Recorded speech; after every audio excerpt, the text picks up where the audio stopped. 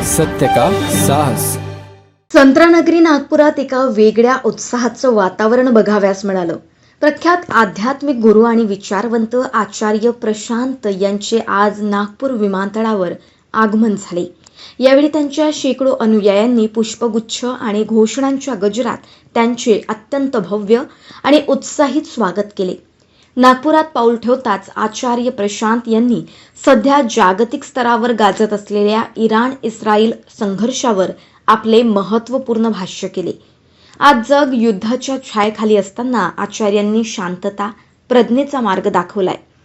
आचार्यांनी यावेळी भगवद्गीतेचा संदर्भ देत एका महत्त्वाच्या मुद्द्यावर प्रकाश टाकला। ते म्हणाले, हजारो वर्षापूर्वी कुरुक्षेत्रावर भगवान श्रीकृष्णानं अर्जुनाला दिलेले मार्गदर्शन आजही तितकेच प्रेरणादायी आणि लागू होणारे आहे।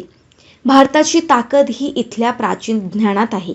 तर भारतीय तरुणांनी गीतेचा खरा अर्थ समजून घेतला तर योग्य विचार आणि ज्ञानाच्या बळावर भारत जगासाठी अपराजय ठरू शकतो। त्यांच्या मते जो व्यक्ती गीतेचा खरा मर्म जाणतो तो आयुष्याच्या कोणत्याही युद्धात कधीच हरू शकत नाही। नागपुरातील त्यांच्या या दौऱ्यामुळे वैचारिक मंथनाला मोठी चालना मिळणार आहे, हे निश्चितच। भावना ये है कि गीता सिर्फ पुस्तक न रहे, जिंदगी बन जाए। और इसीलिए नागपुर में आगमन हुआ है, क्योंकि ये जो काम है वो पूरे नहीं हो सकता। नागपुर वासियों का साथ चाहिए, वही साथ मांगने के लिए नागपुर में आया हूँ। यहाँ पर दो बड़े अच्छे कॉलेजेस हैं, उनमें 2 दिनों छात्रों के साथ संवाद है और फिर एक दिन जो हमारे गीता छात्र हैं, गीता प्रतिभागी, उनके साथ लंबी चौड़ी बातचीत है।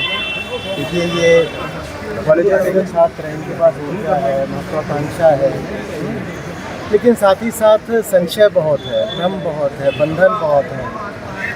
चाहते हैं बहुत कुछ करना, जवानी है, सपने हैं, लेकिन ये नहीं जान पाते कि वो कौन है और किस दिशा बढ़ना है।